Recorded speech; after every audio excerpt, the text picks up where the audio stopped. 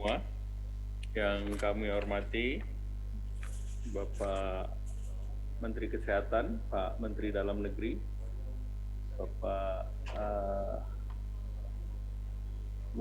Wakil Menteri Keuangan, kemudian Menteri Pendidikan yang diwakili Pak Sekjen, Jaksa Agung diwakili oleh Wakil Jaksa Agung, Pak Panglima TNI diwakili oleh Pak Asops, Kapolri diwakili oleh Asop, dan Kepala BNPB, serta Gubernur yang hadir, Gubernur Sumatera Utara, Gubernur Riau, Gubernur Provinsi Jambi, Gubernur Lampung, Gubernur Sulawesi Selatan, beserta para gubernur yang mewakili Forkominda, Pangdam, Kapolda, Kajati, Bupati dan Wali Kota yang saya hormati.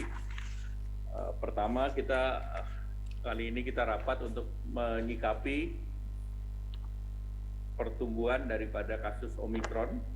Kita lihat peningkatan luar Jawa Bali sejak 24 Januari itu per 4 Februari kasus aktif nasional 140.254, kemudian non Jawa Bali 8.863, walaupun secara keseluruhan luar Jawa Bali kontribusinya 6,3%. Harian nasional sudah mencapai 32.211, non Jawa Bali 2.202 atau 6,8. Namun beberapa hal yang telah diputuskan dalam ratas yang lalu, bahwa prioritas tempat tidur di rumah sakit untuk pasien gejala sedang, berat, kritis dan kriteria khusus, yaitu lansia, komorbid, dan belum divaksinasi. Kemudian dilakukan percepatan dosis lengkap, khususnya lansia anak, dan juga diprioritaskan agar vaksin-vaksin dapat dimanfaatkan agar tidak kadaluarsa. Kemudian juga didorong untuk vaksinasi dosis ketiga di luar Jawa Bali. Dan terkait dengan penilaian, mempertimbangkan level assessment terkait transmisi komunitas, situasi dari kasus kematian dan situasi di rumah sakit, juga terkait dengan testing, tracing, dan treatment, dan kemudian juga situasi dari vaksinasi pertama dan kedua. Kemudian kita melihat dari situasi di Jawa Bali. Nah, tentu kita melihat di luar Jawa Bali telah terjadi kenaikan sejak 24 Januari, di mana di Jawa Bali dimulai beberapa waktu di awal. Kemudian kita lihat di luar Jawa Bali bornya masih di atas 20% itu di beberapa daerah seperti di Banjar, Sorong, Baru, Sulsel, Konawe Utara, dan Bau-Bau, Sultra, Kepulauan Mentawai, Payakumbuh, Sumatera Barat, Musirawas, Sumsel, dan Humbahas, Sumut. Kemudian kita lihat bahwa ketersediaan obat juga menjadi hal yang perlu diperhatikan, dan daerah perlu memperhatikan stok vaksin dan kesiapan SDM kesehatan. Kemudian tentu ini akan dilihat sebagai pembobotan level PPKM, dan perlu disiapkan isoter dan juga perluasan telemedicine. Kemarin menjadi catatan telemedicine untuk mengakses ini Pak Menkes sering menjadi masalah, mungkin kapasitasnya yang masih terbatas karena banyaknya masyarakat yang ingin mendapatkan informasi dan untuk melakukan isolasi mandiri. Nah, kemudian kesiapan masyarakat itu sangat diperlukan, dan obat-obatnya harus tersedia di apotek, dan jelas apa yang harus dilakukan sehingga masyarakat tidak menjadi panik. Selanjutnya, hal-hal penting untuk beberapa daerah, yaitu kenaikan kasus Omikron harus diperkuat lagi koordinasi, monitoring, dan pengendalian di daerah sampai tingkat mikro, berarti Satgas COVID, Komite, KL, dan juga posko-posko ini untuk diaktifkan kembali. Kemarin laporan dari BNPB, posko-posko sudah beberapa daerah yang kurang aktif, kemudian peningkatan testing tracing, kemudian vaksinasi dosis 1 dan dosis 2, dan juga lansia dan anak-anak plus booster, kesiapan rumah sakit rujukan, termasuk presentasi terhadap kesiapan daripada rumah sakit yang untuk menangani COVID, persiapan isoter di daerah-daerah, dan juga disiplin masyarakat perlu terus dijaga, dan peduli lindungi, dan telemedicine. Dan tentu penjelasan kepada masyarakat agar tidak panik, sehingga rumah sakit tidak diserbu oleh masyarakat yang gejala ringan atau tanpa gejala, yang sebetulnya bisa ditreatment di rumah masing-masing. Selanjutnya kami persilakan Pak Menteri Kesehatan. Terima kasih Pak Menko, kalau boleh materi saya ditampilkan. Memang Pak Menko, sebagai laporan, kondisi di Jakarta per 2 hari yang lalu, jumlah kasus yang naik itu sudah hampir sama dengan puncak Delta. Jadi di DKI Jakarta kemungkinan sore ini kalau keluar hasilnya, angka kemarin kemungkinan besar sudah menyusul dari puncak Delta. Kalau bisa langsung ke halaman 5, ini untuk update ke halaman 5 aja, untuk update teman-teman. Memang ciri-cirinya Omicron itu naiknya cepat sekali, lebih tinggi juga, antara 2-3 kali lebih tinggi, ada beberapa negara sampai 6 kali, dan hospitalisasinya ini akhir-akhir ini agak mix Pak Menko. Jadi kalau Afrika Selatan sama Inggris hospitalisasinya di bawah dari Delta, tapi Amerika, Prancis itu sudah di atas. Kami melihat ada beberapa negara seperti Israel, Jepang juga sudah di atas. Jadi memang perilaku dari Omicron ini masih banyak yang kita tidak ketahui, Sehingga kita ambil posisi yang waspada dan siap-siap saja menghadapi kalau ini datang. Tapi yang pasti bahwa kenaikannya 2-3 kali lebih tinggi. Jadi bisa dipakai sebagai patokan untuk para kepala daerah agar komunikasi publiknya dijaga. Jangan sampai nanti kalau terlampaui masyarakat menjadi panik. Karena tetap secara klinis memang lebih ringan. Ya, walaupun secara nominal yang masuk ke rumah sakit sangat kepada kondisi epidemiologis masing-masing negara atau daerah, sehingga sulit kita mengambil satu kesimpulan yang sama. Tapi yang pertama adalah komunikasi publiknya mesti dijaga agar rakyat tidak panik. Di halaman selanjutnya kita bisa lihat ini adalah beberapa kota yang akan kena duluan. Jadi kalau saya lihat urut-urutannya Jakarta udah full sekarang, it's a matter of 2-3 minggu lagi untuk sampai ke puncak, dan akan sangat cepat naiknya Jabodetabek, nanti disusul oleh kemudian Banten, terutama kota Serang, Jawa Baratnya di Bandung, bisa kemungkinan Bali, Jawa Timur, Jawa Tengah, dan Jogja dalam waktu 2-3 minggu ke depan. Nah, beberapa kota yang mungkin sekarang masih rendah, tetapi urut-urutannya kira-kira terjadi duluan gelombang Omikronnya, ini saya lampirkan di sini. Jadi di Sumatera Utara ada Medan, Kalimantan, Banjarmasin, Ambon, Jayapura, Balikpapan, Bandar Lampung, dan Mimika. Kita melihat bahwa kenaikan tren kasusnya sudah relatif lebih tinggi. Nah, pesan saya untuk teman-teman kepala daerah yang ada di 10 paling, saran saya ya, pengalaman dari Jakarta, kita saja vaksinasi dosis kedua sama lansia. Karena sesudah kita amati, 60% yang masuk rumah sakit dengan kondisi berat dan 60% yang wafat itu belum vaksin atau belum vaksin lengkap. Jadi dengan divaksin, walaupun mereka tertular, kemungkinan mereka menjadi berat atau wafat itu relatif lebih kecil. Ya. Relatif lebih kecil. selain dengan yang komorbid. Tapi kalau komorbid kita susah lakukan intervensi. Yang kita bisa lakukan intervensinya adalah mempercepat vaksinasi kota ini, termasuk dosis 2. Penting sekali untuk dosis 2 segera dilengkapi, contohnya Papua atau mungkin Maluku,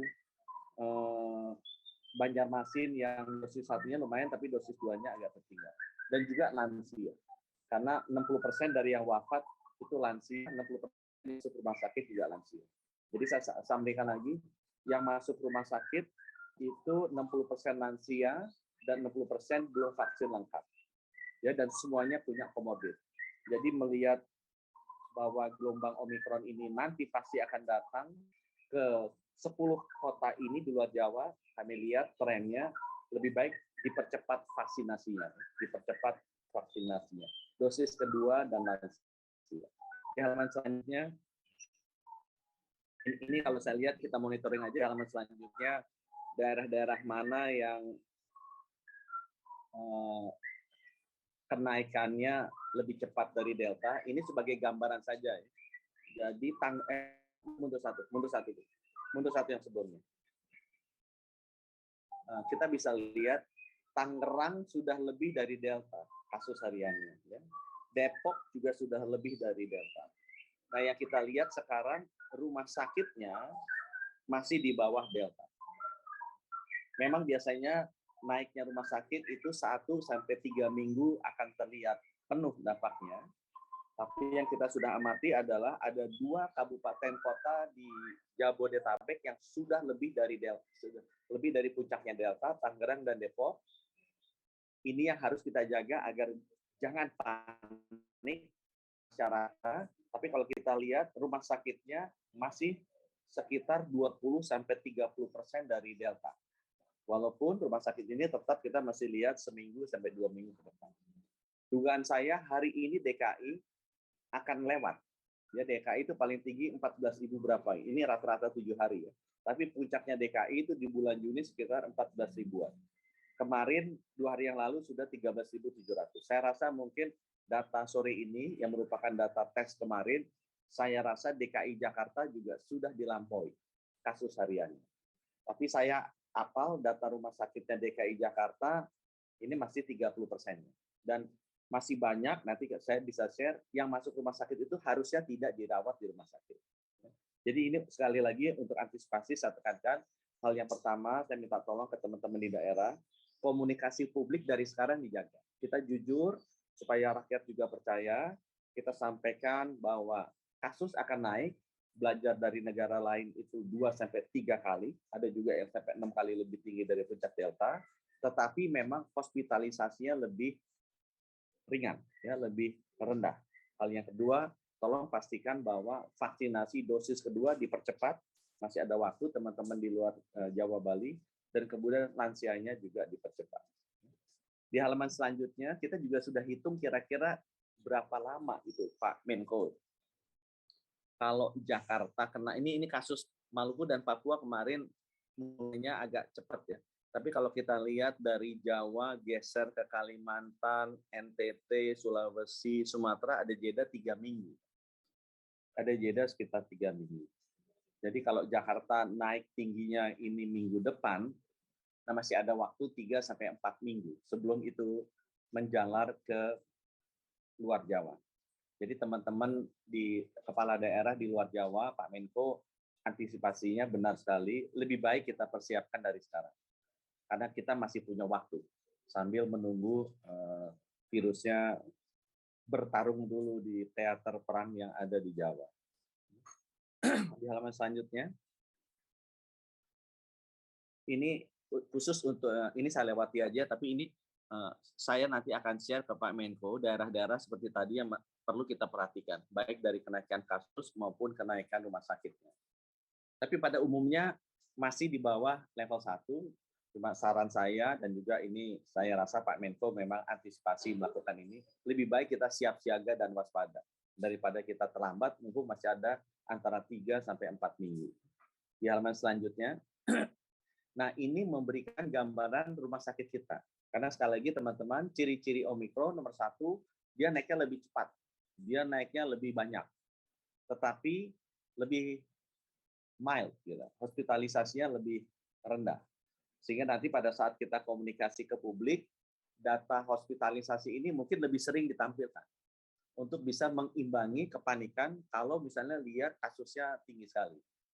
Jadi ini adalah data per kemarin rumah sakit seluruh Indonesia, 16.712. Untuk pengetahuan Bapak Ibu, total tempat tidur rumah sakit seluruh Indonesia 400.000. Kita dulu pernah mengeluarkan Kemenkes aturan 30% dedikasi buat COVID, agar penyakit-penyakit lain masih bisa dirawat, yaitu 120.000. Kita pernah peak-nya ratusan ribu, ya, waktu di bulan Juli. Sekarang kondisinya masih 16.000. Ya, masih 16.000.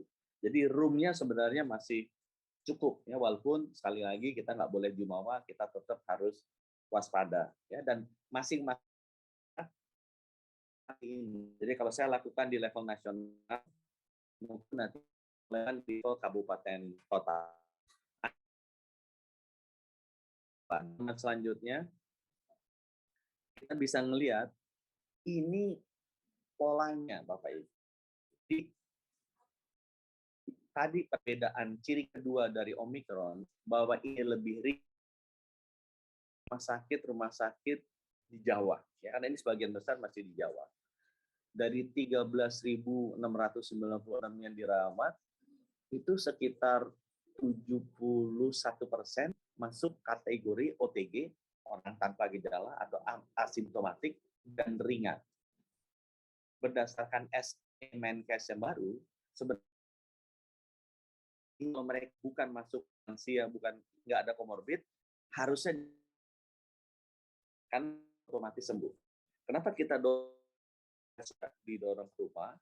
Karena nanti kenaikan kasusnya akan luar biasa tinggi. Kalau orang OTG juga kita layani di rumah sakit, pasti penuh rumah sakit. Justru orang yang sedang, berat, dan kritis malah tidak bisa masuk. Jadi hal ketiga yang dimintakan ke teman-teman, tolong edukasi di publik, terutama yang kena positif, tidak usah panik sehingga lari ke rumah sakit. Relatif lebih ringan, asal bisa atau masih ya batuk pilek sedikit, saturasinya di atas 95%, lebih rawat di rumah. Nanti bisa kasih vitamin atau obat yang sekarang sudah kita supaya menjaga jangan gejalanya ringan atau sama sekali tidak ada gejala. Biar mereka benar-benar disiapkan untuk yang sedang berat kritis. Jadi kalau Bapak Ibu lihat yang sedang berat kritis, yang sebenarnya di rumah sakit, di sebelah kiri itu ada itu mungkin cuma 4.000 dari 13.600. Kalau 120.000 satu rumah sakit, kita masih memiliki cukup, ya, kapasitas yang cukup. Selanjutnya, ini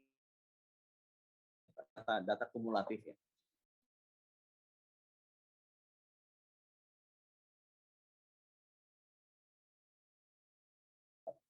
Nah, memang di Jakarta pun kita ada kesulitan karena terutama golongan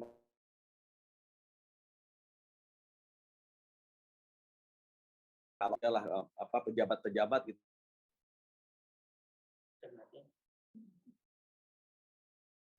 Pak Menkes, suaranya putus-putus. Bahwa nggak usah panik, ini relatif ringan. Kalau tanpa gejala atau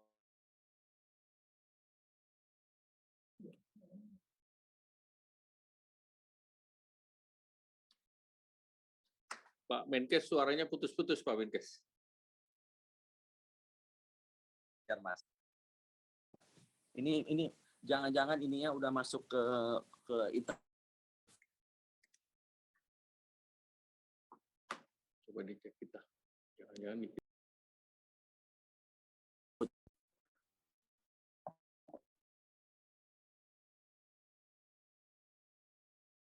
ya.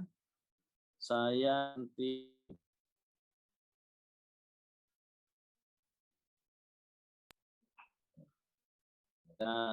Apakah kedengaran Pak Menko? Suaranya putus-putus, Pak Menkes.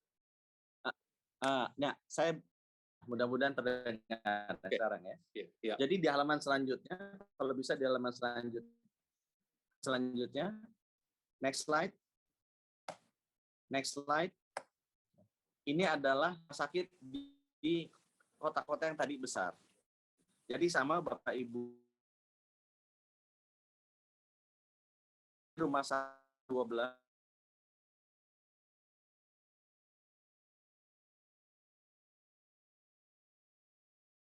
yang kan itu. Dan ini ada kita sampaikan terjaga.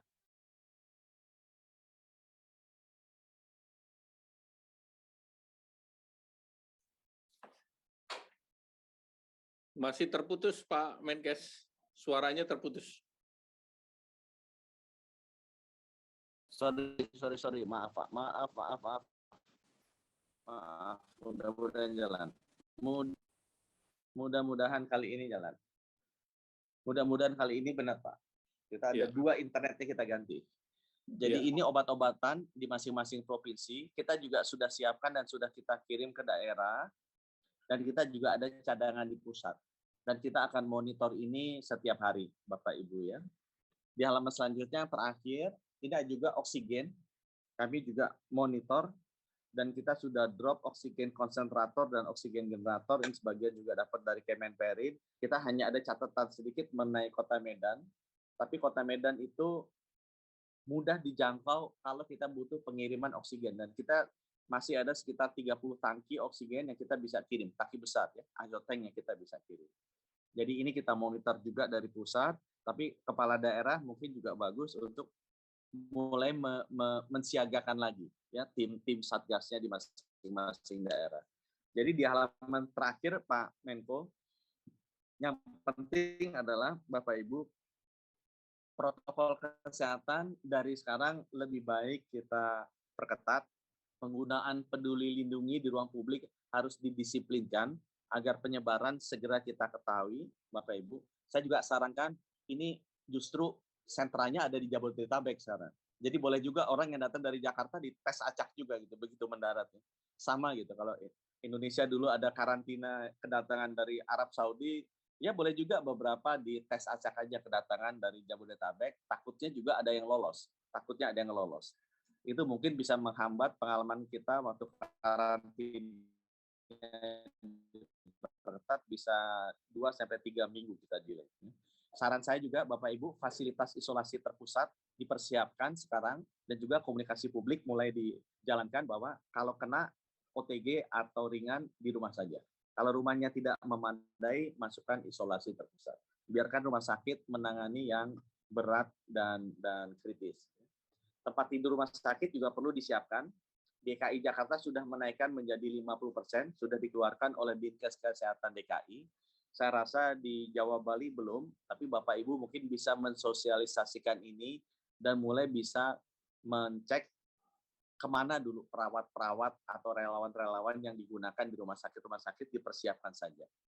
Dan yang paling penting Bapak Ibu mengingat bahwa 60% yang masuk rumah sakit dan wafat adalah lansia dan juga belum divaksin, cepat saja Bapak Ibu divaksinnya supaya mengurangi penularan. Mungkin dari kami demikian Pak Menko. Terima kasih. Wassalamualaikum warahmatullahi wabarakatuh.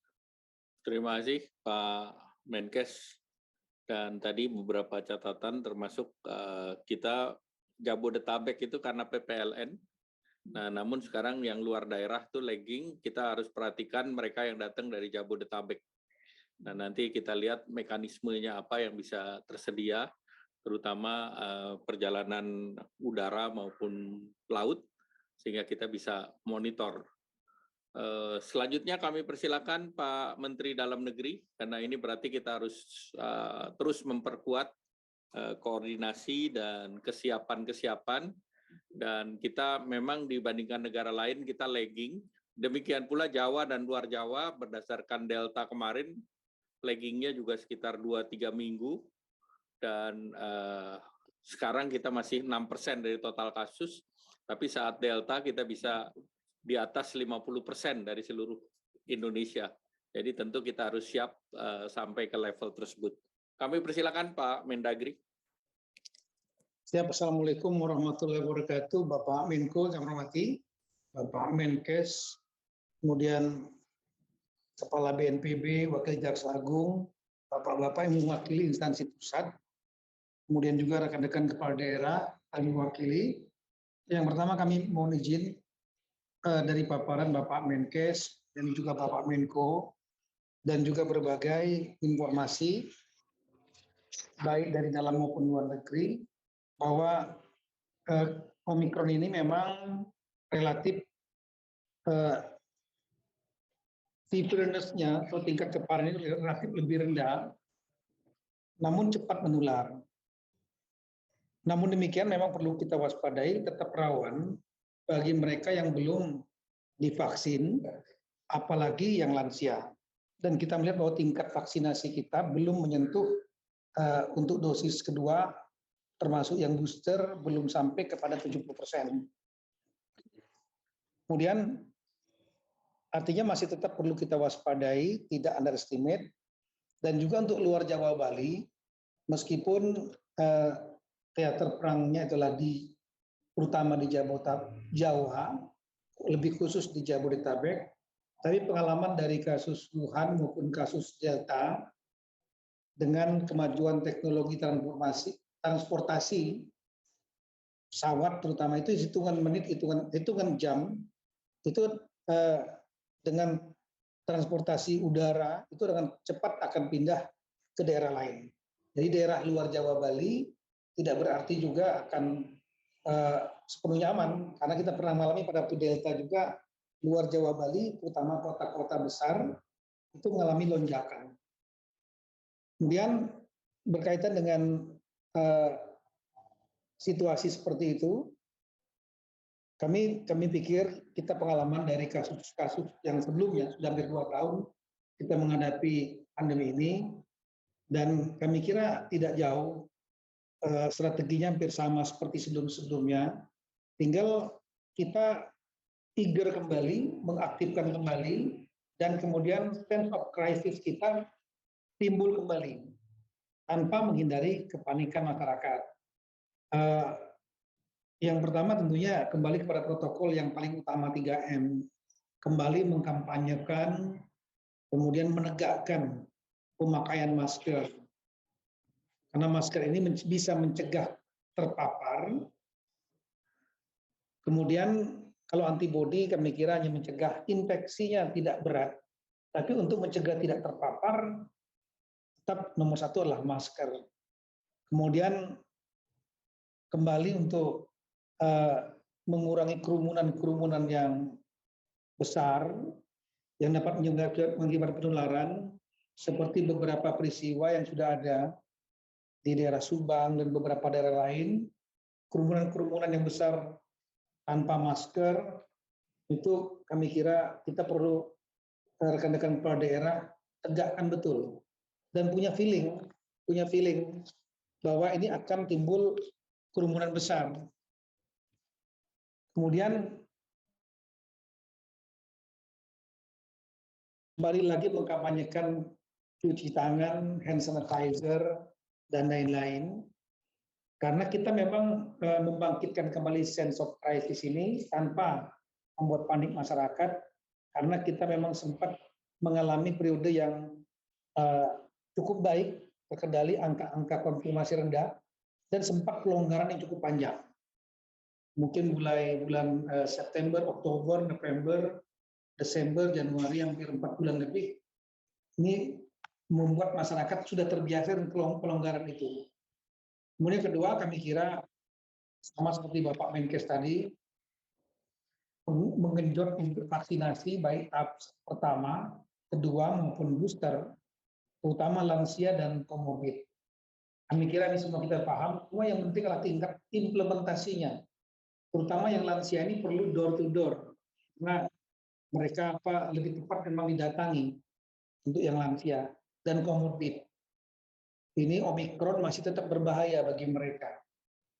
Kemudian yang ketiga adalah teman-teman kepala daerah mohon betul untuk menyiapkan kembali fasilitas isoter yang mungkin sempat sudah ditinggalkan, tutup, disiapkan kembali, dan juga kesiapan rumah sakit yang ada di daerah masing-masing, baik nakesnya, peralatan, obat-obatan, oksigen.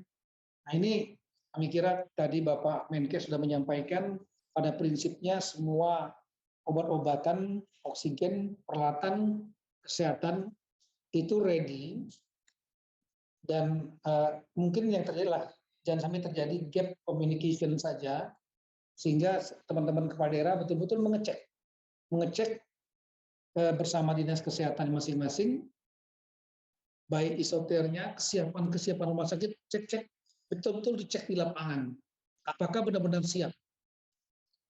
Kemudian mengaktifkan PPKM mikro yang masih ada di tingkat desa, kelurahan, karena Pusko PPKM mikro ini di samping dia menyiapkan juga isoter untuk di desa dan kelurahan, juga melakukan kampanye untuk pemakaian masker, penegakan masker dengan cara-cara local wisdom, kebijakan lokal, termasuk membantu mendeteksi masyarakat yang terkena dan kemudian melakukan memberi bantuan kepada mereka, sekaligus juga membantu tracing. Ini Pusko PPKM mikro tingkat desa dan kelurahan yang mohon diaktifkan kembali. Kemudian kami laporkan kepada Bapak Menko bahwa berkaitan dengan MotoGP Mandalika, kami sudah menerbitkan surat edaran spesifik mengatur mengenai protokol kesehatan pada saat MotoGP Mandalika. Kami sudah terbitkan kemarin tanggal 4 Februari 2022. Selanjutnya untuk pertemuan tatap muka, sudah dilakukan rapat Kemendagri, Kemendikbud, kemudian juga dari Kemenko Marinvest dan Kemenko Ekonomi, dan juga dari Satgas, dan yang produknya adalah bentuk surat edaran Mendikbud. Nanti Menteri Agama juga akan mengeluarkan surat edaran Menteri Agama untuk pesantren dan sekolah-sekolah yang keagamaan. Yang prinsipnya adalah 50% dilakukan 5%, tapi juga diberikan diskresi kepada kepala daerah masing-masing untuk apakah mau 50% ataukah 25% atau mau 100% sesuai dengan situasi daerah masing-masing, karena memang Omikron ini agak berbeda dengan Delta dan Wuhan. Tren peningkatannya sangat eksponensial, jadi sangat cepat sekali. Sedangkan kita selalu mengeluarkan surat edaran tentang PPKM ini biasanya per minggu, bahkan per 2 minggu. Oleh karena itu, sedangkan Omikron ini hitungannya hari eksponensialnya. Sehingga diskresi ini tolong dimanfaatkan betul oleh rekan-rekan kepala daerah. Dan kami laporkan kepada Bapak Menko, Bapak Menkes, dan juga sebagai informasi kepada seluruh daerah bahwa kami sudah mengeluarkan surat edaran Mendagri tanggal 21 Desember 2022 untuk penerapan Peduli Lindungi. Jadi penggunaan aplikasi Peduli Lindungi terutama di ruang-ruang publik, restoran, hotel, mal, dan lain-lain, dan itu agar ditindaklanjuti dengan pembuatan produk hukum kebijakan dari daerah, bisa dalam bentuk perda, perkada, peraturan kepala daerah, bisa juga keputusan kepala daerah, atau surat edaran kepala daerah. Yang penting itu ada tekanan atau ada unsur force kepada pelaku-pelaku usaha untuk menggunakan aplikasi ini, dan kemudian diberikan sanksi, penegakan hukumnya diberikan sanksi, paling tidak sanksi pencabutan sementara mungkin izin usaha. Dan ini sudah di-follow up. Terima kasih banyak. Per 4 Februari, 24 provinsi sudah mengeluarkan kebijakan follow up. Ada yang berbentuk perkada, ada 10, untuk provinsi, keputusan gubernur ada 6, instruksi gubernur ada 3, surat edaran ada 4. Tapi akan lebih bagus kalau dalam bentuk minimal perkada, karena perkada itu bisa memiliki sanksi administrasi. Kalau perda sanksi pidana bisa. Tapi kalau keputusan, instruksi, surat edaran tidak memiliki daya paksa yang memberikan sanksi.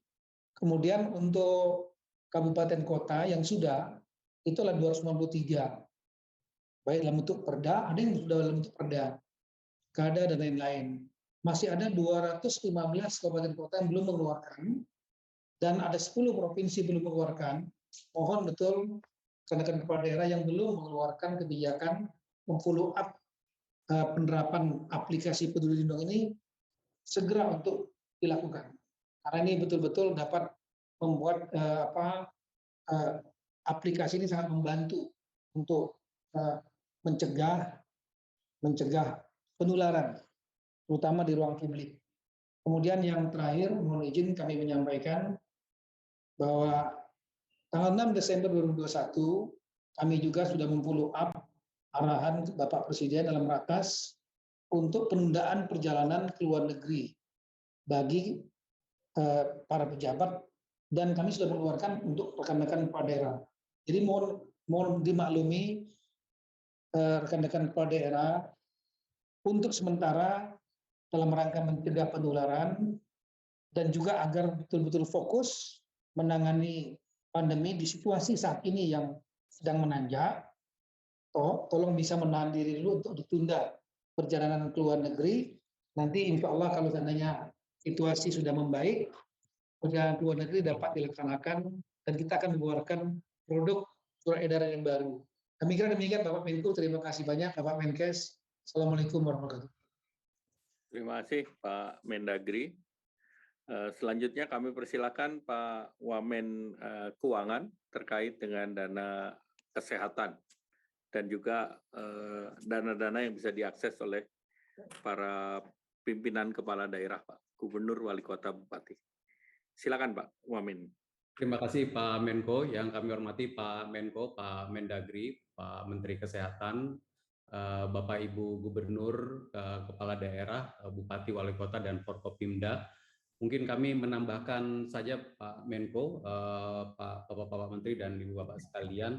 Pertama, harapan kita yaitu triwulan 1 2022 ini kegiatan ekonomi bisa terus berlanjut. Namun memang kita menghadapi tantangan dari penyebaran COVID, khususnya Omikron yang cepat, seperti tadi telah disampaikan oleh Pak Menteri Kesehatan. Cek 1, 2, 3. Oke, Mas. Oke. Namun dengan sifat Omikron yang secara medical relatively light, moga-moga dengan gencarnya vaksinasi dan protokol kesehatan yang ketat, kita bisa terus melanjutkan kegiatan ekonomi tentu secara berhati-hati. Pak Menko, kami melihat bahwa salah satu kesiapan yang perlu kita lakukan adalah rumah sakit. Dari sisi rumah sakit ini, Pak Menko, tahun 2021 itu masih ada beberapa klaim perawatan rumah sakit tahun 2021 yang ada di dalam estimasi proses review, verifikasi, dan seterusnya. Dan mungkin Ibu Bapak dari Pemda dan juga Kementerian Kesehatan perlu segera menyusun, karena kalau estimasi kami mungkin sekitar 23 triliun. Nanti angka persisnya tentu kami akan menerima setelah proses verifikasi selesai dan kami akan bayarkan. Sehingga nanti kita harapkan apa yang telah penyelesaian ini tidak menghambat kesiapsiagaan rumah sakit kita di tahun 2022, karena ini sebenarnya terusan dari Delta yang belum sempat terbayarkan di tahun 2021.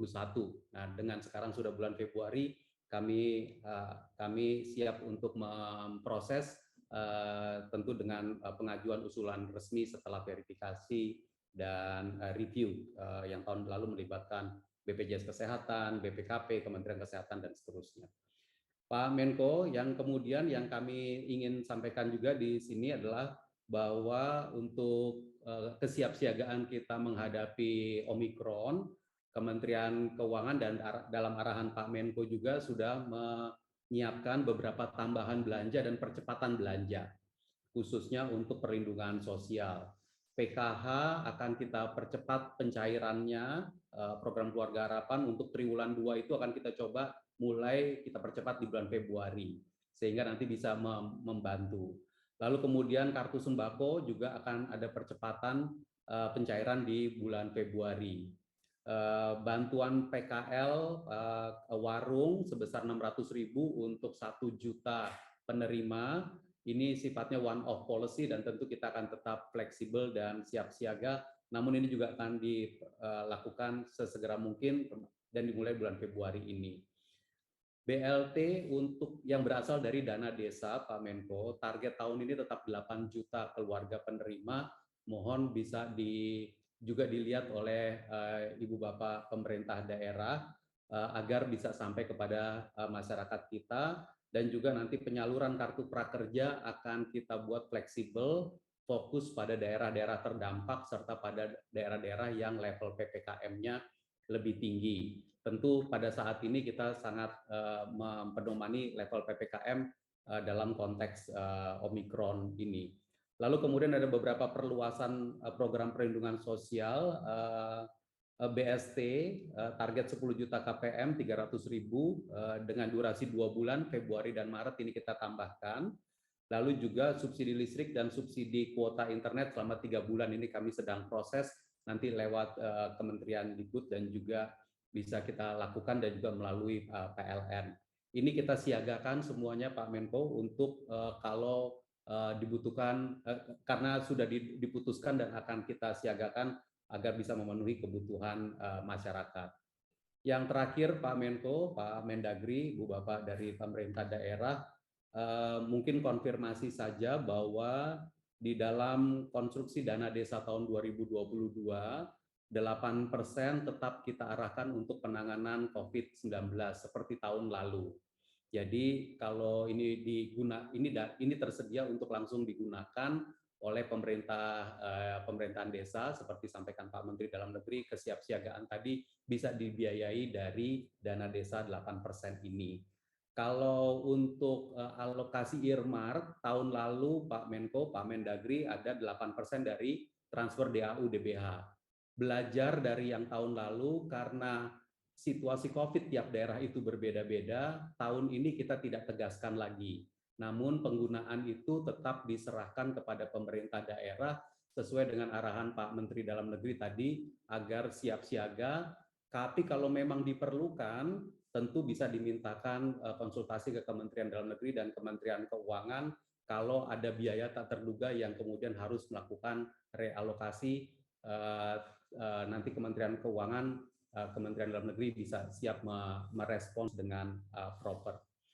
Terakhir, Pak Menko, kita sudah mengeluarkan peraturan Menteri Keuangan untuk 2 insentif pajak, yaitu PPN BM untuk kendaraan bermotor tertentu yang telah diputuskan Pak Menko itu sudah keluar PMK-nya, dan juga peraturan Menteri Keuangan untuk PPN ditanggung pemerintah untuk yang properti untuk tahun 2022 sesuai dengan hasil rakor Menko yang terakhir. Demikian beberapa update Pak Menko Perekonomian, moga-moga kuartal 1, triwulan 1 ini bisa kita optimalkan karena triwulan 1 ini masih cukup menjanjikan karena triwulan 1 2021 kita masih minus 0,7. Jadi tahun ini kita basisnya masih minus tahun lalu, tahun ini moga-moga optimal. Nanti triwulan 2 agak sedikit berat, karena tahun lalu kita udah 7% Pak Menko. Jadi kuartal 2 di 2022 nanti moga-moga Omikronnya sudah lewat dan kegiatan ekonomi masyarakat sudah jauh lebih pulih lagi. Demikian Pak Menko, beberapa update dari kami, terima kasih. Terima kasih Pak Wamenkyu. Memang menjadi catatan bahwa kita akan melakukan survei kemiskinan di bulan Maret. Sehingga tadi yang disampaikan oleh Pak Wamenkyu diharapkan bisa direalisasikan di bulan Februari, yang sekarang sudah masuk di minggu pertama. Khusus untuk PPN properti, mungkin dari daerah itu yang diperlukan PGB-nya, yang menggantikan AIIMB. Nah, ini yang kemarin menjadi hambatan. Baik, selanjutnya kami persilakan mewakili Mendikbud, terutama terkait dengan pendidikan tatap muka, sehingga ini agar diberikan penjelasan, agar masing-masing gubernur, bupati, wali kota bisa menyesuaikan terhadap kebijakan yang ada. Silakan, Bu Sekjen. Terima kasih Pak Menko, izin share bahan Bapak.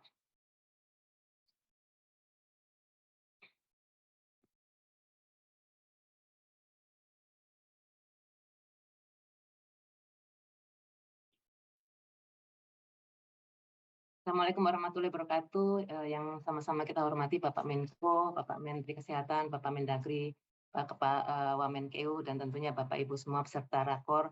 Izinkan kami melaporkan sedikit terkait dengan pelaksanaan pembelajaran tatap muka terbatas.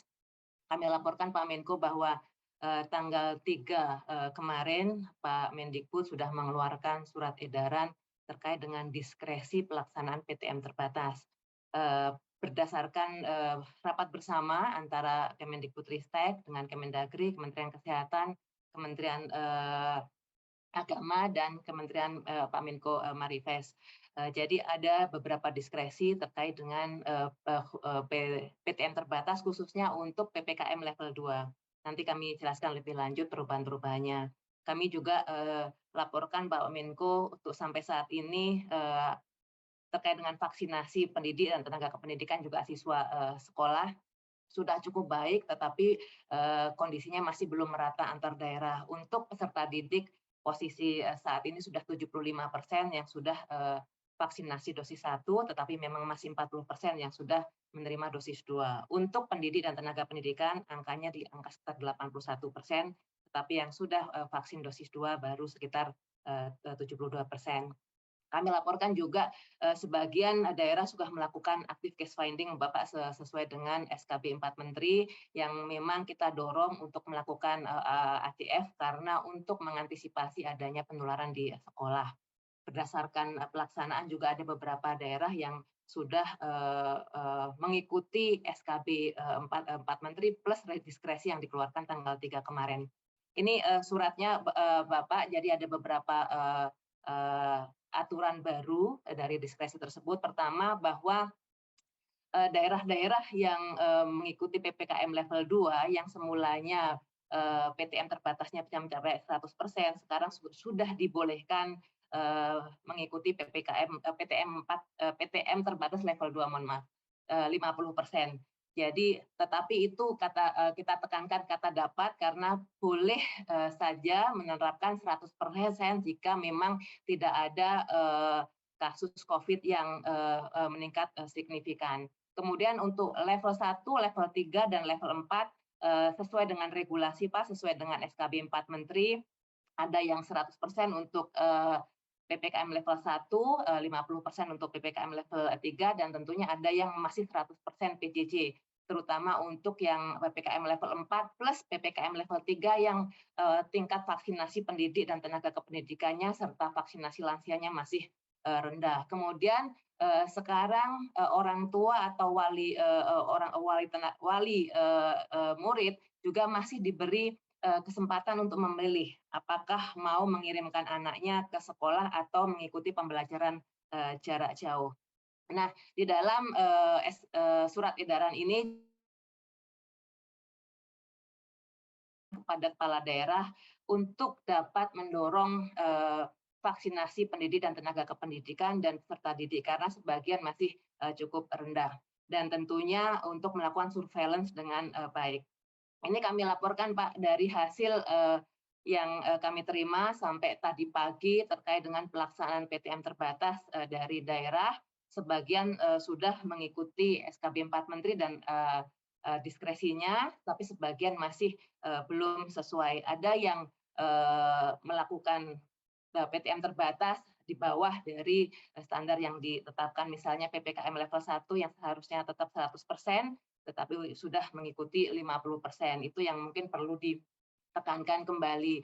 Dan bahwa sekolah-sekolah juga dimungkinkan untuk ditutup Pak jika ada klaster atau kemudian jika ada positivity rate mencapai 5%, itu bisa ditutup. Kemudian sekolah-sekolah juga bisa menutup satuan kelompok belajarnya jika ternyata ada kasus tetapi bukan klaster. Jadi sekolah-sekolah sekarang seringkali ragu untuk melakukan penutupan karena takut salah. Sebenarnya tidak perlu takut ketika sudah memang ada positivity rate 5% atau lebih, langsung saja tutup minimal 14 hari. Kalau ternyata hanya di kelas-kelas tertentu, maka bisa kelasnya ditutup, tidak harus seluruh sekolahnya ditutup. Nah, ini ada sebagian daerah yang kami belum mendapatkan informasi per hari ini terkait dengan diskresi yang dikeluarkan kemarin. Mohon bantuan nanti Bapak Ibu Kepala Daerah untuk bisa memberikan informasi tentunya melalui Dinas Pendidikan dan UPT Kemdikbud di daerah. Nah, ini Bapak variasi dari vaksinasi pendidik dan tenaga kependidikan untuk yang sudah vaksinasi dosis 2 72%, tetapi ada yang masih di bawah, bahkan ada yang masih 40%. Jadi mohon perkenan Bapak Ibu Kepala Daerah untuk bisa mendorong vaksinasi pendidik dan tenaga kependidikan. Karena di dalam SKB 4 Menteri ditetapkan bahwa hanya yang sudah vaksinasi full 2 kali dosis yang boleh mengikuti pendidikan tatap muka. Jadi mereka guru-guru yang belum vaksin 2 kali belum boleh ikut pembelajaran tatap muka, dan ini tentunya akan menghalangi nanti ketika kita ingin menginginkan pembelajaran tatap muka dilaksanakan dengan baik. Nah, ini yang untuk dengan peserta didik Bapak totalnya untuk dosis 1 sudah 75%, tetapi masih memang yang paling banyak itu masih Jawa Bali. Untuk daerah-daerah di luar Jawa Bali masih cukup rendah. Mohon perkenan juga untuk dukungan. Kami sampaikan Bapak bahwa kami juga sudah meminta bantuan TNI Polri untuk bisa membantu bidang pendidikan melakukan vaksinasi untuk pendidik, tenaga kependidikan, dan anak sekolah, Pak. Ini kalau anak sekolah sudah bisa ditingkatkan vaksinasinya, tentu risiko untuk penularan COVID di tingkat sekolah itu bisa dikurangi.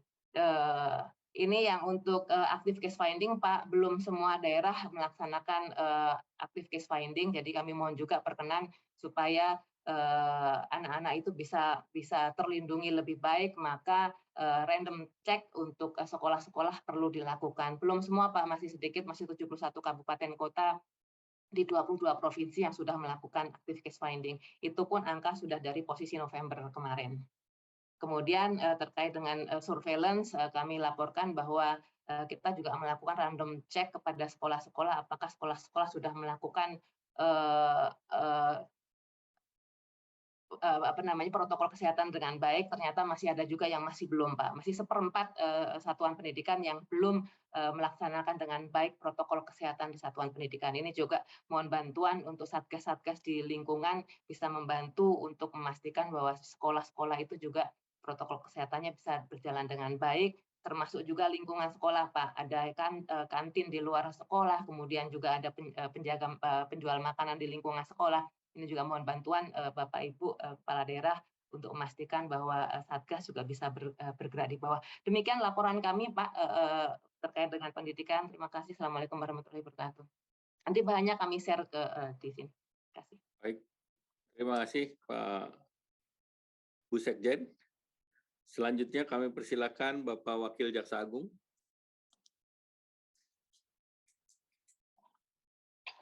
Terima kasih Pak Menko. Assalamualaikum warahmatullahi wabarakatuh. Yang sama-sama kita hormati Pak Menko, para menteri, dan Bapak Ibu Wakil Menteri yang hadir, kepala daerah, baik provinsi maupun Bupati Wali Kota, Pak Kajati dan Kajari yang hadir. Ada beberapa hal sebagai masukan saja. Yang pertama bahwa sesuai hasil paparan, kondisi Indonesia yang telah memasuki gelombang ketiga dengan masuknya Omikron ini tentu memerlukan persiapan setiap stakeholder sebagai langkah antisipasi penanganan yang cepat, efektif, dan efisien. Hal ini juga bertujuan agar setiap daerah siap dan tetap waspada sehingga tidak timbul masalah seperti pada penanganan gelombang kedua yang lalu. Yang kedua, perkuat juga koordinasi antara pemerintah daerah dan pusat terkait langkah-langkah yang perlu dilakukan untuk menghadapi tren peningkatan COVID-19 ini. Dan apabila diperlukan, berlakukan kembali operasi justisi protokol kesehatan secara non-diskriminasi atau secara humanis. Khusus untuk kejaksaan akan selalu melakukan upaya pendampingan. Sekali lagi, selalu akan melakukan upaya pendampingan kepada pemerintah daerah sekaligus penegakan hukum bila diperlukan dalam menunjang penanganan COVID-19 ini. Dalam kesempatan ini, karena Kajati dan Kajari hadir, kami menginstruksikan Bapak izin untuk seluruh Kajati dan Kajari agar peka terhadap perkembangan kondisi di wilayahnya. Pantau setiap perkembangan dan penegakan hukum di wilayahnya sekaligus kesiapan obat-obatan, alat kesehatan, persediaan oksigen, dan pelengkapan lainnya. Segera tindak apabila ada perbuatan-perbuatan jahat yang menghambat penanganan pandemi COVID-19. Jadi apabila ada hal ini yang menghambat sifatnya, Kajati dan Kajari agar lakukan penegakan hukum tentunya. Dan bantu pemerintah daerah secara maksimal apabila pemerintah daerah mengalami hambatan teknis dan atau administratif dalam upaya penanganan pandemi COVID-19. Intinya itu Bapak yang dapat kami sampaikan. Terima kasih. Wabillahi taufiq wal hidayah. Wassalamualaikum warahmatullahi wabarakatuh. Baik, terima kasih Pak Wakil Jaksa Agung. Selanjutnya kami persilakan Pak Asops Panglima TNI.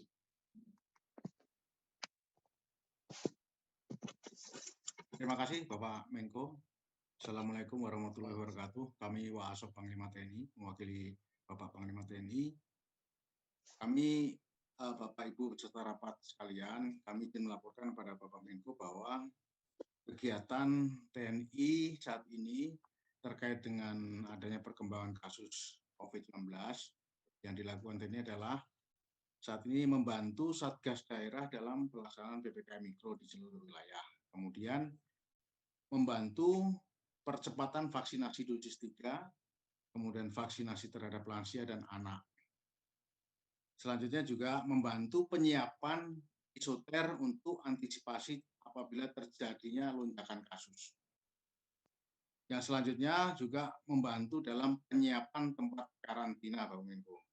Dan juga melaksanakan, membantu pengawasan kegiatan masyarakat di ruang publik atau di tempat-tempat rekreasi. Dan yang terakhir, tetap melaksanakan repatriasi PMI, WNI, dan WNA yang datang melalui jalur udara, dan jalur laut. Ini kan Bapak Menko yang bisa kami laporkan kepada Bapak Menko terkait dengan kenaikan kasus COVID ini. Terima kasih. Wassalamualaikum warahmatullahi wabarakatuh. Terima kasih Pak Wasop. Selanjutnya kami persilakan yang mewakili Kapolri Pak Asops.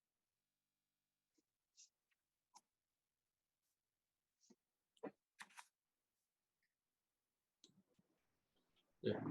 Terima kasih Bapak Menko Ekonomi, Bapak-Bapak Menteri, demikian juga Bapak-Bapak yang mewakili para pimpinan kepala daerah tingkat 1 maupun tingkat 2. Kami Asop Kapolri mewakili Bapak Kapolri ingin menyampaikan beberapa hal, menyimak dari pemaparan yang sudah disampaikan oleh Bapak Menko dan Bapak yang lain. Kiranya kami dapat sampaikan di sini bahwa Polri dalam hal ini akan terus menyelenggarakan kegiatan operasi Amanusa 2 untuk penanganan bencana non-alam, dalam hal ini adalah COVID-19. Demikian juga kita laksanakan kegiatan rutin yang ditingkatkan, di mana kita akan mengoptimalkan lagi upaya-upaya pencegahan penularan daripada COVID-19, terutama justisi yang ditujukan kepada peningkatan pemberlakuan protokol kesehatan, terutama di area-area publik. Demikian juga kami jajaran kepolisian dari jajaran Polda, jajaran Polres akan menghidupkan kembali posko-posko yang sudah ada selama ini, baik itu posko Kampung Tangguh maupun posko PPKM Mikro yang sudah ada di tingkat RT RW. Kita harapkan ini semua untuk memudahkan kita semua mengelola dan mengendalikan penyebaran Omikron khususnya, yang kita harapkan bisa kita kendalikan bersama. Melalui kerjasama kita dengan TNI dan stakeholder yang lain, kita akan optimalkan kegiatan-kegiatan di posko-posko ini, dan kita harapkan kita bisa mengendalikan kegiatan ini. Dan kegiatan yang lain yang kita laksanakan adalah bagaimana kita Polri juga terus mengupayakan peningkatan vaksinasi terutama bagi lansia dan anak-anak serta pelaksanaan vaksin booster yang kita selenggarakan di seluruh jajaran di tingkat Polda maupun tingkat Polres. Demikian Bapak Menko yang dapat kami sampaikan. Terima kasih. Terima kasih Pak Asop Polri. Selanjutnya kami persilakan Pak Kepala BNPB. Terima kasih Pak Menko. Assalamualaikum warahmatullahi wabarakatuh. Yang terhormat Bapak Menko, Bapak Menteri, Bapak Ibu sekalian, kami izin menyampaikan beberapa hal untuk menjabarkan apa yang disampaikan Bapak Menko dan Bapak Menkes tadi, Pak. Jadi kami tegaskan di sini untuk yang OTG dengan gejala ringan ini bisa diisolasi mandiri dan terpusat. Tetapi untuk isolasi mandiri ini tentu saja ada kriteria-kriteria khusus. Karena khawatir kalau kita tidak batasi, jangan sampai justru yang isolasi mandiri itu menambah penularan kepada orang-orang di sekitarnya.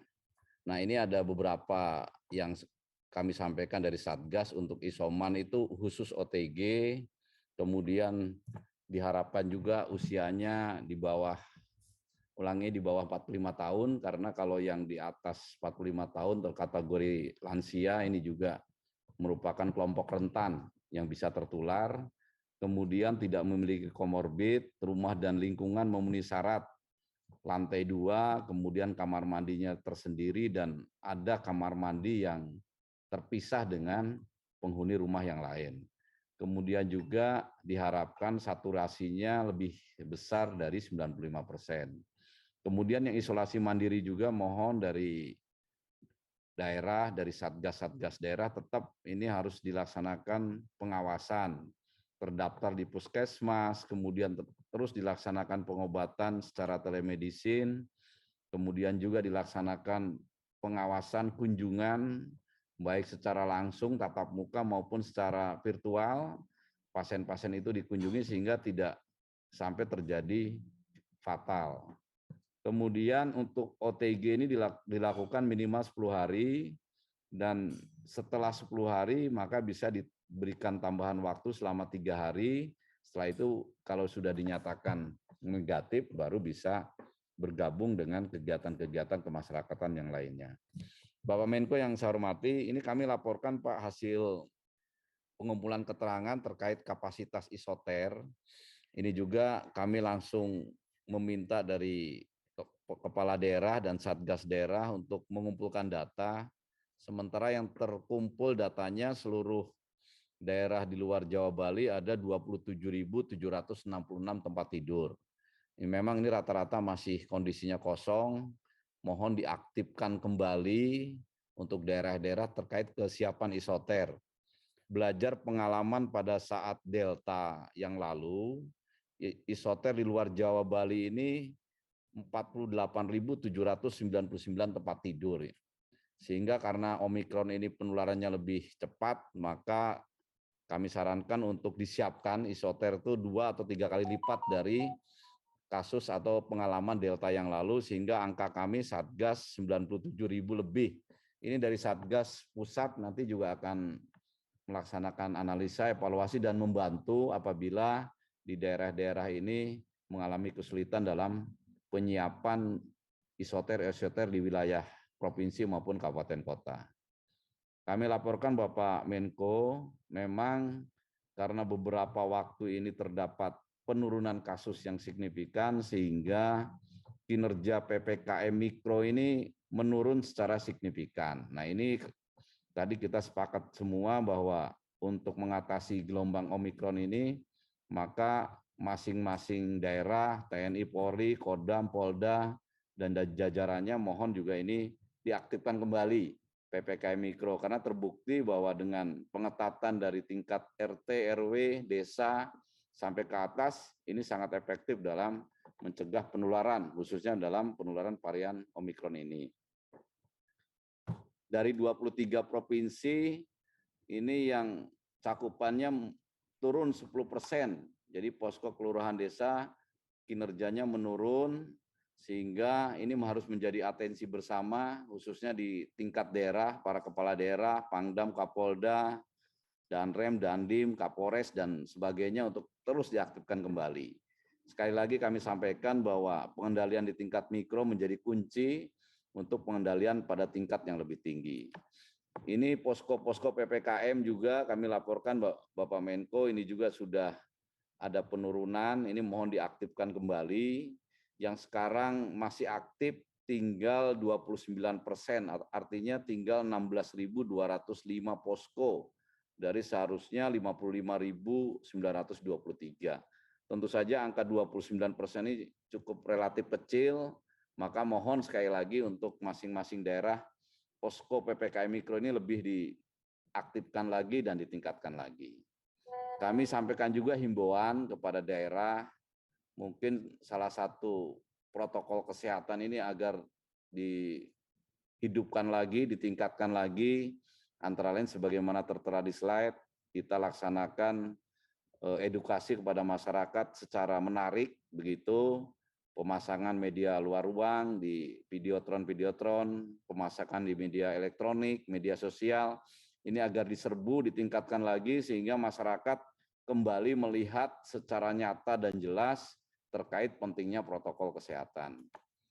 Ada 4 rekomendasi dari Satgas yang kami ingin sampaikan dalam kesempatan ini. Yang pertama tadi tentu saja terkait isolasi terpusat agar ditingkatkan lagi, kemudian fungsi PPKM Mikro juga ditingkatkan lagi, protokol kesehatan dengan media-media yang lebih menarik, lebih mudah dicerna oleh masyarakat dan terlihat di mana-mana, ini juga harus ditingkatkan lagi. Dan yang terakhir, ini penularan yang sekarang tinggi adalah dari Jawa Bali. Sehingga di luar Jawa Bali, mohon agar pelaku perjalanan dalam negeri, ya baik melalui moda transportasi udara, darat, laut, yang masuk ke wilayah masing-masing, ke pulau-pulau, baik Sumatera, Kalimantan, Maluku, dan sebagainya, ini agar dilaksanakan pengecekan secara ketat, baik ke vaksinasinya maupun PCR dan antigennya, sehingga jangan sampai apa yang sekarang dialami di Jawa Bali ini menyebar kepada seluruh daerah di luar Jawa Bali. Mungkin itu Bapak Menko yang kami sampaikan. Terima kasih. Wassalamualaikum warahmatullahi wabarakatuh. Waalaikumsalam. Terima kasih Pak Kepala BNPB. Tadi catatannya terutama untuk mengaktifkan kembali pos-pos PPKM dan juga terkait dengan pengontrolan daripada mereka yang traveling ke Jawa Bali. Selanjutnya kami persilakan kepada Pak Gubernur Sumatera Utara. Nanti ada 4 gubernur, kami minta untuk memberikan tanggapan dan kesiapan di daerah masing-masing. Untuk pertama kami persilakan Gubernur Sumatera Utara. Assalamualaikum Bapak Menko Perekonomian, Bapak Ibu Menteri yang saya hormati, atau Bapak Menteri yang mewakili, rekan-rekan gubernur, Forkopimda, dan para bupati dan wali kota se-Indonesia. Bapak Menko, saya melaporkan kondisi yang ada di Sumatera Utara saat ini.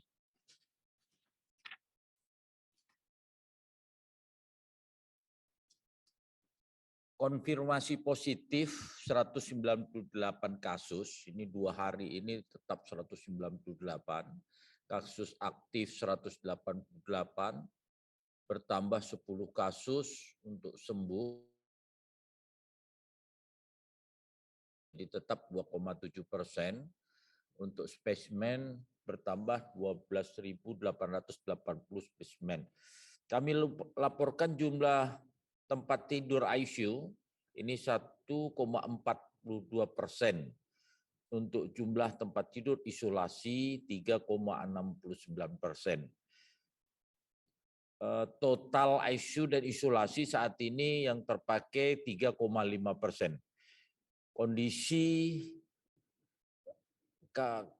keterisian rumah sakit memang masih relatif rendah, dan kesiapan yang sudah Bapak instruksikan tadi, termasuk Menteri Kesehatan, kami akan cek kembali, tapi kami laporkan bahwa kesiapan-kesiapan yang ada, termasuk oksigen, obat-obatan, untuk di apotek-apotek, saat ini memang kita standby dan siap untuk mengantisipasi kemungkinan-kemungkinan yang terjadi. Lanjut. Ini menyebar Bapak dari Medan yang terbesar 122 kasus, dan Binjai kami ada 20 kabupaten dan kota dari 33 kabupaten dan kota. Lanjut.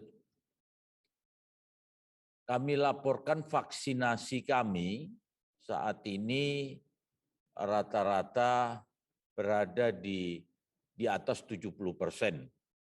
Kami sudah 86,67%. Ini dosis pertama. Untuk dosis kedua berada di 51, rata-rata berada di 51%. Lanjut. Kami laporkan juga Bapak Menko, pada saat awal-awal Omikron, saat itu kami sempat dikirim satu lab di Rumah Sakit USU. Tetapi dengan kondisi di pusat begitu tinggi yang terpapar, ini ditarik kembali. Kami saran Bapak Menko, laboratorium USU ini belum beroperasi karena reagen yang diberikan kemarin itu ditarik. Kami mohon ini dikirim sehingga kami bisa melakukan lebih optimal untuk melakukan pendeteksian, tracing maupun testing yang ada khususnya di Medan yang begitu cukup padat di seluruh Sumatera Utara. Lanjut. Bapak, ini yang bisa kami laporkan, pastinya kami akan lakukan yang terbaik, kami akan antisipasi dengan melonjaknya hari ini, kami sudah 198 yang terinfeksi. Terima kasih Bapak Menko, semoga kami selalu mendoakan pada Bapak, semoga Bapak selalu sehat. Wabillahi taufiq wal hidayah. Wassalamualaikum warahmatullahi wabarakatuh. Waalaikumsalam. Selanjutnya kami lanjutkan dulu dengan Gubernur Sulawesi Selatan.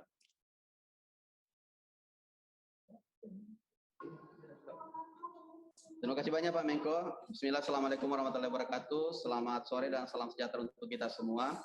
Untuk pertama-tama yang saya cintai, saya banggakan Bapak Menteri Koordinator Bidang Perekonomian, Bapak Erlangga Hartarto, Bapak Menteri Dalam Negeri yang saya cintai, saya banggakan Bapak Tito Karnavian, tentu Bapak Menteri Kesehatan, Bapak Budi Gunadi Sadikin, kemudian Bapak Menteri Keuangan, Ibu Menteri Keuangan atau yang mewakili, Bapak Menteri Pendidikan atau yang mewakili, Bapak Panglima, Kapolri atau yang mewakili, Kepala BNPB dan Gubernur se-Indonesia, Bupati Wali Kota dan seluruh jajaran Forkopimda.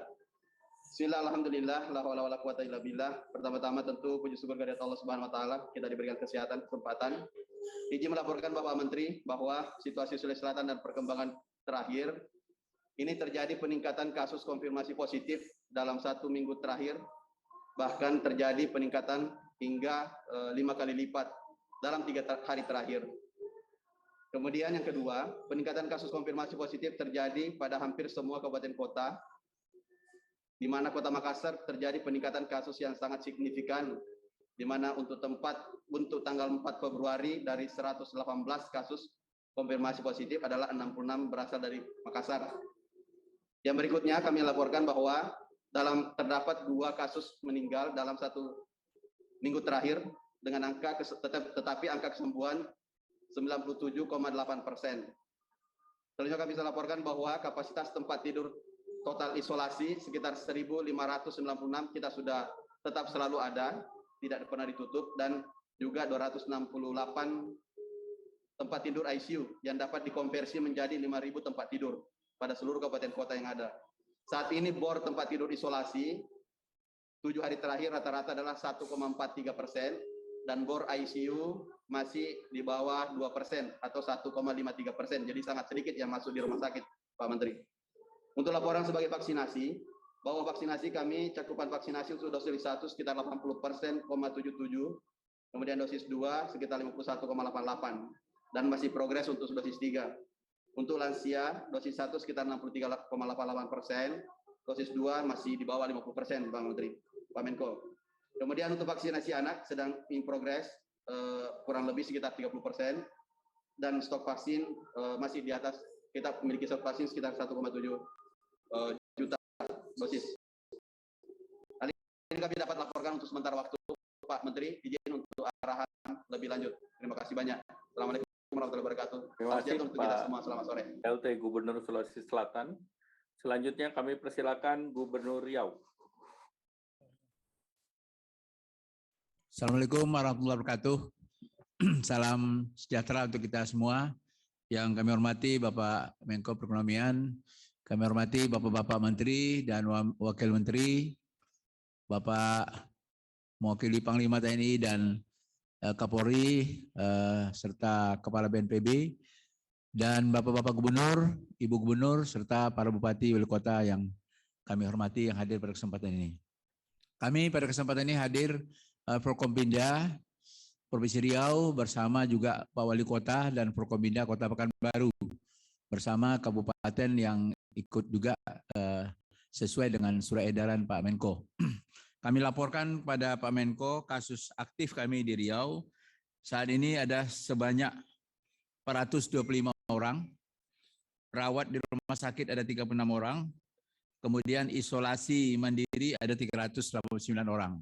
Dan untuk dimaklumi, isoter kami juga sekarang ada 20 orang di Pekanbaru, dan sebagian besar ini mandiri di rumahnya sendiri, namun juga obat-obatan juga diberikan oleh rekan-rekan yang ada di pemerintah daerah Kabupaten Kota Provinsi Riau.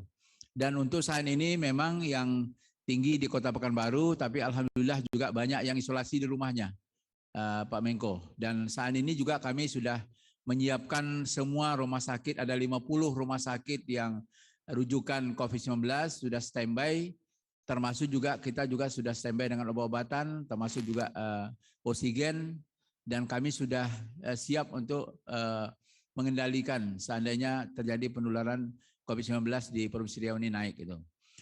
Dilaporkan juga pada kesempatan ini Pak Menko, beberapa hari yang lalu juga ada ABK, sebuah kapal dari luar negeri di Dumai. Dari 20 ABK-nya 17 terkonfirmasi positif, tapi saat ini juga tetap masih dikarantina di kapal dan tidak merapat ya ke pelabuhan yang ada di Dumai. Kemudian kami laporkan juga bahwa saat ini vaksin tetap kami tingkatkan. Alhamdulillah vaksin pertama sudah mencapai 88% lebih, dan saat ini sesuai arahan tadi Pak Menteri Kesehatan, tentunya kami akan tingkatkan lagi khususnya dosis kedua, dan juga lebih khusus tentunya kepada lansia dan anak-anak yang sekarang juga kami tingkatkan, termasuk juga yang booster yang merupakan kewajiban kita untuk melakukan vaksinasi yang ketiga. Dan untuk dimaklumi Pak Menko juga bahwa saat ini alhamdulillah kami juga telah melakukan, mohon izin Pak Menko, melakukan pemeriksaan di bandara kita dari Jakarta, karena memang kenyataannya dari temuan rekan-rekan KKP dan JM Angkasa Pura ini juga banyak yang datang dari luar daerah. Tadi disampaikan Jabodetabek, itu memang kenyataannya memang ada dari beberapa provinsi yang ini ditemukan positif di Kota Pekanbaru. Barangkali langkah-langkah ini kami telah lakukan bersama dan tetap kami akan kendalikan dan kami waspadai sesuai arahan Pak Mendagri tadi. Tentunya juga PPKM ini akan kami tingkatkan posko-posko yang barangkali ini tidak memanfaatkan lagi. Sekarang kita sudah mulai dioperasionalkan baik posko-posko yang ada di kota maupun juga di kabupaten kota yang ada di Provinsi Riau. Kami kira itu saja yang dapat kami sampaikan dan kami siap menerima arahan. Terima kasih Pak Menko. Wassalamualaikum warahmatullahi wabarakatuh. Selanjutnya kami persilakan Gubernur Sulawesi Utara.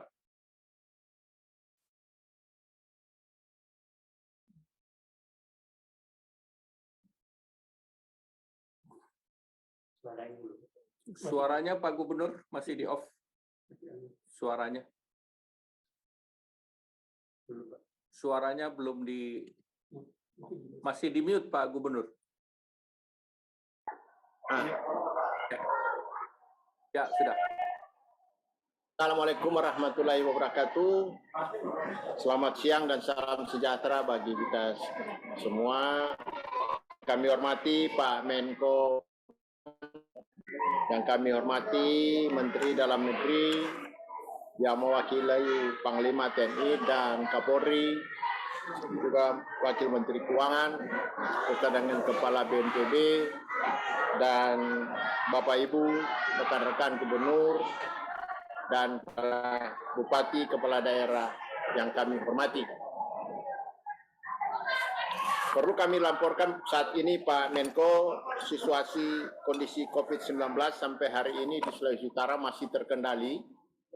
Walaupun hasil pemantauan kami 60% peningkatan COVID-19 di Provinsi Sulawesi Utara terdiri dari kedatangan para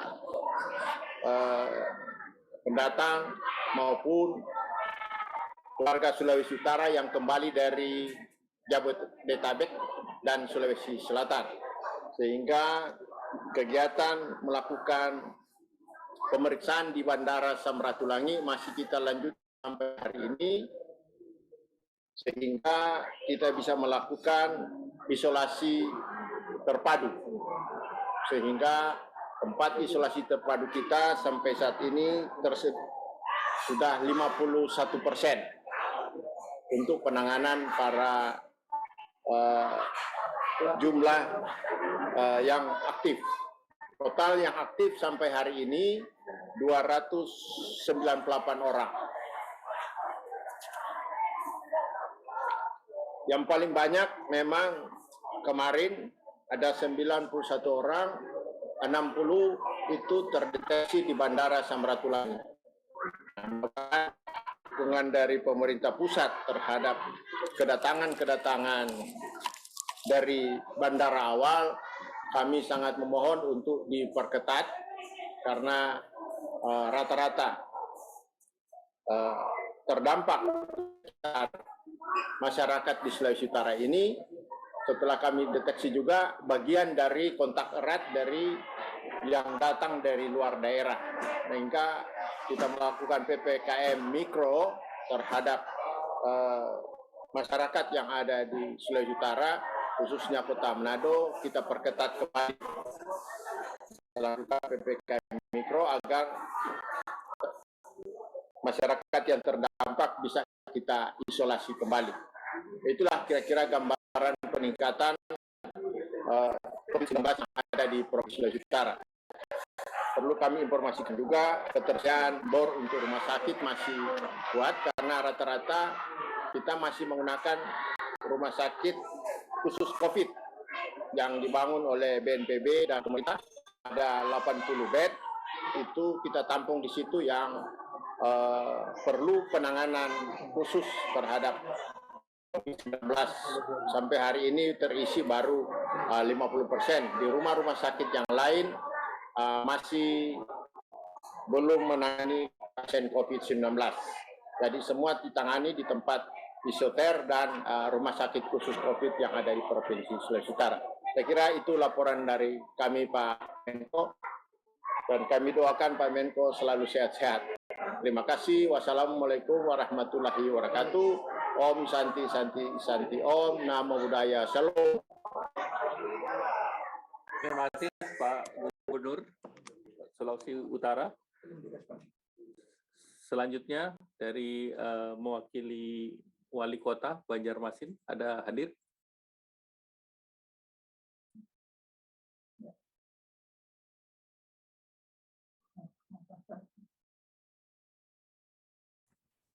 Siap Pak Menko, mohon izin. Silakan. Menyampaikan laporan. Assalamualaikum warahmatullahi wabarakatuh. Yang sangat saya hormati Pak Menko Perekonomian, yang saya hormati Pak Mendagri, Kemenkes, dan seluruh peserta rapat koordinasi hari ini. Mohon izin memanfaatkan waktu. Kami ingin melaporkan perkembangan kasus COVID-19 di Banjarmasin. Mohon izin Pak Menko ingin share screen data kami.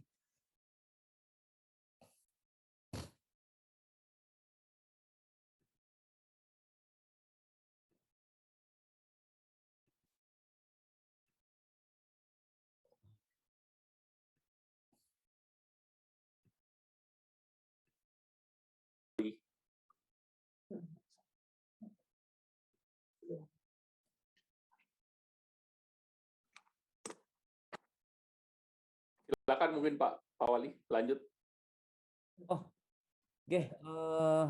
Mohon maaf, Pak, belum bisa membuka PowerPoint-nya, belum share di sini.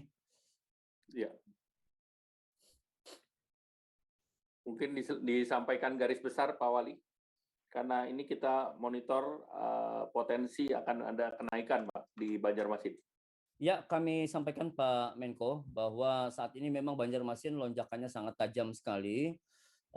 Hari ini ada penambahan kasus baru di Banjarmasin, ada 197 kasus, dan kemarin ada 167, sehingga secara totalitas kumulatif di Banjarmasin kasusnya sudah menembus angka 863 kasus yang terkonfirmasi positif. Ini pertambahan kasus yang sungguh sangat luar biasa signifikan di Banjarmasin. Ya, kemarin kita sempat terkendala dengan upaya percepatan vaksin di Banjarmasin karena memang keterbatasan dari vaksin yang memang kemarin diprioritaskan untuk mereka yang lansia sudah mencapai 60%, dan alhamdulillah kebijakan terakhir dari Pak Menkes ya membuat kami bisa untuk mempercepat capaian bagi lansia. Barangkali sudah bisa dilihat Pak Menko ya, punya kami. Ini data vaksin kita yang memang serapan vaksin selama ini memang terkendala bagi lansia. Lansia ini menjadi kendala buat kami. Sasaran dari data Dukcapil itu 45.657. Di sini terdapat perbedaan data yang dilakukan oleh kelurahan yang didata secara manual. Barangkali data yang dimiliki oleh Dukcapil perlu diupdate ulang karena salah satu contoh sampel yang kami lakukan di Kelurahan Alalak Utara, di sana hasil pendataan yang dilakukan oleh lurah bersama RT terdapat lansia hanya 176 sasaran. Sementara data Dukcapil 776. Ini baru satu kelurahan, dan beberapa kelurahan yang lain juga terdapat ada perbedaan yang sangat signifikan sehingga capaian lansia di Banjarmasin terkesan lamban karena dari data ini memang tidak sinkron. Kemudian kami juga ingin laporkan bahwa booster untuk tenaga kesehatan memang sudah melampaui target. Untuk pelayanan publik memang baru 37%. Kemudian ketersediaan tempat tidur ICU di Banjarmasin dengan 9 rumah sakit, kita memiliki ICU ada 35 ICU, kemudian ruang isolasi ada 438, kemudian total seluruh ruang perawatan ICU dengan 9 rumah sakit itu 473 orang tempat tidur, dengan jumlah terisi saat ini dirawat dengan kategori biasa, sesak napas namun tidak ada pemberatan, ada 49, dan 1 orang dirawat di ICU. Saat ini bor kita Banjarmasin 13% untuk seluruh wilayah Kalimantan Selatan. Beberapa kendala yang lain yang juga kami hadapi selama ini, beredarnya hoax yang memang luar biasa di Banjarmasin, yang ini menjadi faktor penghambat. Kemudian juga kami ingin laporkan bahwa pentingnya pemahaman masyarakat untuk jaminan, barangkali kalau ada KIPI, yang ini juga menjadi faktor penghambat. Artinya masyarakat bertanya, kalau ada KIPI ini siapa yang bertanggung jawab? Kita sudah tegaskan sesuai dengan pasal 15 itu bertanggung jawab terhadap KIPI yang terjadi. Ini banyak kita temukan di masyarakat kita. Jadi langkah-langkah konkret yang dibuat oleh Pak Wali Kota Banjarmasin bersama Forkopimda yang memang mendukung penuh selama ini kebijakan-kebijakan Wali Kota. Ya, yang pertama upaya percepatan vaksinasi yang dilakukan di sekolah-sekolah bersama TNI Polri, ini luar biasa yang mendukung secara totalitas. Kemudian saat ini ya sesuai dengan apa yang disampaikan oleh Sekjen Kementerian Pendidikan tadi, bahwa kita memang sudah menerapkan kebijakan tersebut. Sekolah hanya buka 50% bagi mereka yang sudah berada pada level 2, dan Banjarmasin saat ini berdasarkan Kemendagri kita berada pada level 2. Barangkali informasinya seperti itu, Pak Menko. Terima kasih, mohon maaf dengan keterbatasan yang ada. Assalamualaikum warahmatullahi wabarakatuh. Terima kasih Bapak Ibu Gubernur, Bapak Wali Kota, Bupati. Selanjutnya mungkin terhadap tadi tanggapan dari para gubernur dan wali kota, Pak Menkes bisa menanggapi. Tadi ada permintaan dari Gubernur Sumatera Utara terkait kemampuan tes PCR untuk Omikron, dan mungkin juga apakah daerah-daerah sudah memiliki lab-lab yang bisa mengevaluasi Omikron, Pak Menkes. Silakan. Jadi memang kemarin karena memang di Jakarta yang paling banyak, Pak, jadi kita tarik dulu dikonsentrasikan Jakarta. Sekarang kita sudah bagi masing-masing provinsi bisa melakukan genome sequencing, Pak. Jadi masing-masing provinsi untuk memonitor Omikron kita gunakan untuk dengan genome sequencing dulu. Sedangkan untuk yang SGTF-nya kita tarik ke Jakarta karena lonjakannya tinggi sekali yang di Jakarta. Tapi nanti saya rasa di awal Maret, di akhir pertengahan 3 Februari akan datang, Pak, yang SGTF-nya. Itu nanti akan kita kirim ke daerah-daerah. Memang sekarang kita konsentrasikan sedang ditarik ke Jakarta karena peningkatannya tinggi sekali. Tapi nggak usah khawatir karena genome sequencing-nya sudah yang tadinya kita konsentrasi di PPLN, sekarang karena PPLN sudah sedikit, Pak Menko, kita bagi ke seluruh provinsi genome sequencing. Demikian, Pak Menko. Terima kasih. Kemudian Pak Mendagri, tadi ada yang terkait dengan data yang berbeda antara Mendagri dengan data yang ada di daerah terkait dari jumlah target lansia. Silakan yang mewakili Pak Mendagri. Terima kasih Pak Menko. Mohon izin kami mewakili Pak Mendagri. Kebetulan beliau ada rapat setelah. Untuk data ini nanti akan kami tindak lanjuti Pak Menko supaya tidak berbeda. Kemudian harapan kami nanti mohon Bapak Kepala Daerah untuk benar-benar melaksanakan untuk agar penerapan protokol kesehatan ditingkatkan. Terima kasih, Pak. Terima kasih.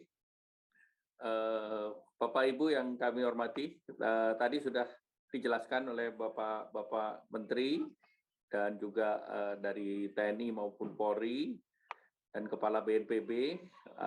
Pada intinya kita perlu mempersiapkan diri agar teater perang yang sekarang ada di Jabodetabek tidak pindah ke daerah-daerah. Nah, tadi beberapa daerah yang dialarm, karena biasanya yang naik itu di Kota Medan, Banjarmasin, Ambon, Jayapura, Palembang, Pekanbaru, Makassar, Balikpapan, Bandar Lampung, dan Mimika ini yang di-alert supaya berhati-hati dan kesiapan, karena memang sudah ada kenaikan kasus, dan memang ada beberapa data yang harus disinkronkan, data dari Kementerian Kesehatan dan data di daerah masing-masing yang kelihatan masih ada perbedaan. Namun tentu kesiapan yang langkah yang harus kita lakukan adalah vaksinasi. Jadi vaksinasi lansia, vaksinasi anak-anak, kemudian vaksinasi dosis kedua, ini yang di luar Jawa ini harus dikejar, dan vaksinasi dosis ketiga yang harus segera dimulai, dan sekarang jumlahnya masih tertinggal dibandingkan yang di Jawa. Oleh karena itu kami mohon dari TNI Polri dan juga dari Pak Menkes untuk memberikan prioritas juga di luar Jawa, terutama terhadap 10 kota dan 10 provinsi yang biasanya kasusnya meningkat berdasarkan pengalaman Delta kemarin. Kalau tidak ada lagi, mungkin itu saja. Kita masih memberlakukan PPKM sampai dengan tanggal 14, dan levelnya masih kita level 2, namun yang paling penting yang menjadi perhatian itu jangan sampai juga terjadi klaster di sekolah-sekolah. karena ini yang menjadi perhatian, dan ini untuk disiapkan tadi SKB-nya sudah, dan Mendikbud sudah membuat regulasi agar diskresi di wilayah masing-masing ini bisa berjalan secara baik.